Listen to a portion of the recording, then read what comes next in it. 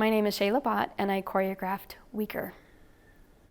In Weaker, you'll see women who have autonomy over their bodies and their minds and their schedule and their time, and they get to go do all the things that they want to do, which sometimes comes with a price. So you'll see that they'll be busy, and then they'll just sort of sink to the ground in fatigue, because I think sometimes that happens.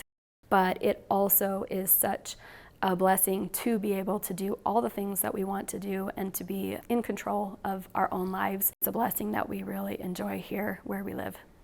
The way I choreograph does often have intersections with my religious life. Sometimes it covers doctrinal themes, sometimes it covers who we are and where we are in our journey, but oftentimes it really is more, for me at least, cultural, how I am moving and interacting with church culture in my life as a woman. I'm a perfectionist and I want to do all the things that everybody wants me to do. So I see that list in Proverbs 31 about what a woman should do and what she should be, and it's very overwhelming for me. But I think that also exists in our current culture as well. You know, we need to be canning food and baking bread from scratch and, you know, being there for our kids at the crossroads of their lives when they leave for school and when they come home from school, and all the things that, of course, would be wonderful for all of us to be able to do.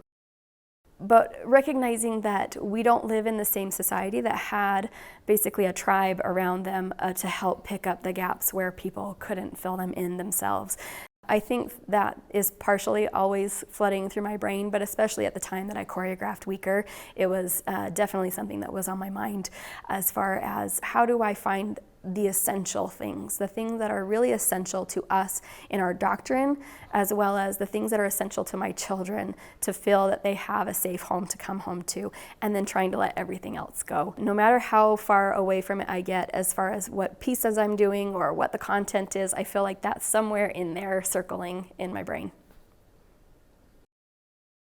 I think dance, because we use the body as a medium, there's just a way of feeling and living vicariously through the bodies that are on stage. And I don't know that everybody feels it. I think there are people who are particularly in tune with their bodies and are maybe they're movers, and so they sort of feel what other people are feeling when they're moving. And I know that I'm that way, so that is why the performing arts, for me, speaks to my own true three-dimensional flesh and blood life in a way that perhaps other mediums don't.